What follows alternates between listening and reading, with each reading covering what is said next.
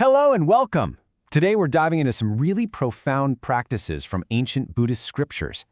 Think of it as a guide for bringing peace to the sick and dying, right when they and we need it most. So, let's start with a question that sadly a lot of us might have to face. You have a loved one who seems stuck, caught somewhere between living and dying, and it can make you feel so helpless. Well, these ancient texts offer a really unique way of looking at this, and more importantly, a way for us to actually do something. First up, these scriptures diagnose the problem. And it's not just about the body failing. No, they see it as a very specific kind of spiritual and mental suffering, a kind of limbo. So the first thing they describe is this prolonged, just agonizing state. The person is bedridden, there's no real hope of getting better, but they also can't seem to pass on and find release. It's this painful, static place to be, and it can last a long, long time. And this physical state of being stuck is often paired with some really intense mental distress. According to these texts, the person might be having terrifying nightmares, getting confused and agitated, and even crying out in their sleep. Now, here's where it gets really interesting. The way the Buddhist texts frame all of this, it's not just seen as a symptom of illness. It's viewed as a specific spiritual condition of being completely stuck. The diagnosis they give is a state of undecided karma.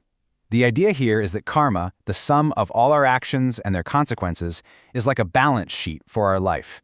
And when that karma is undecided, it's like the books haven't been settled yet. This is believed to be the real root of the suffering, the thing that's preventing them from either recovering or passing on peacefully. Okay, so if that's the diagnosis, what's the prescription? Well, in response to the spiritual limbo, the scriptures offer a very clear step-by-step set of actions, things that family or friends can actually do to help. The prescription boils down to 3 surprisingly direct steps. First, you declare out loud 3 times, so there's no mistaking it, that their most cherished possessions are being given as a sacred offering.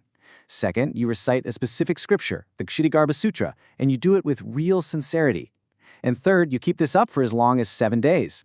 The idea is that it works on a level much deeper than normal awareness, so you continue even if the person seems unconscious. So why these specific actions? What's the logic here? What makes them so powerful? Well, let's get into the really profound spiritual thinking behind this.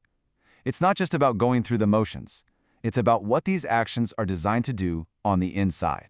The key idea here is something called the ālaya consciousness, or storehouse consciousness. You can think of it like the deep, foundational hard drive of the mind. It stores every single experience, every karmic imprint, everything. The scriptures teach that even when someone is totally unconscious, this deep level of mind is still listening.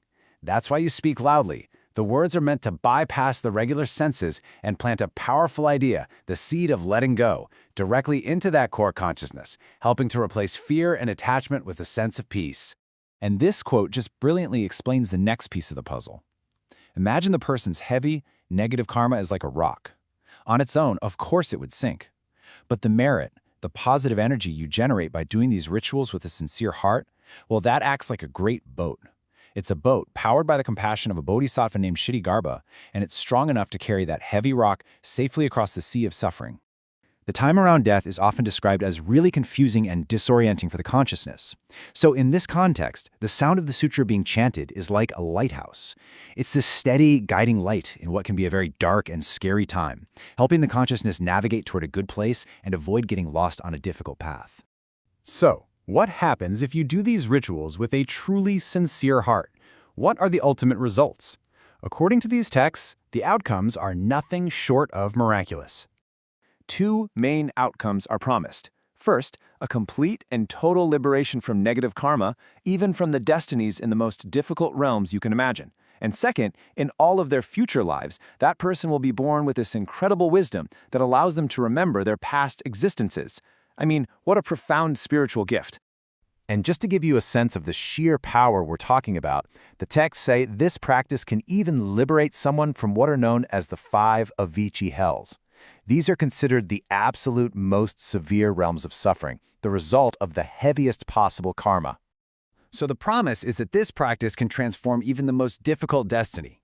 And that brings us to a really crucial point. This isn't just a mechanical process. The real power of these rituals depends entirely on the inner state, the intention of the person performing them. See, that whole part about offering the person's belongings, it's not really about the physical stuff. It's a powerful psychological tool. It's all about helping the dying person release their attachments to this world, to reassure them that it's okay to let go, that the things they loved are now becoming seeds for a better future. And honestly, this is the heart of it all. The transformative power here doesn't come from a fancy ceremony or getting every word perfect. It comes from a genuine, heartfelt, compassionate desire to help ease the suffering of another human being. That's sincerity. That's the fuel that makes the great boat move. Ultimately, these ancient practices lead us to a pretty universal question, don't they? When you strip everything else away, beyond medicine, beyond comfort, what is the most profound gift we can possibly offer someone at that final threshold? According to these texts, it might just be the simple, powerful act of helping them find peace by letting go.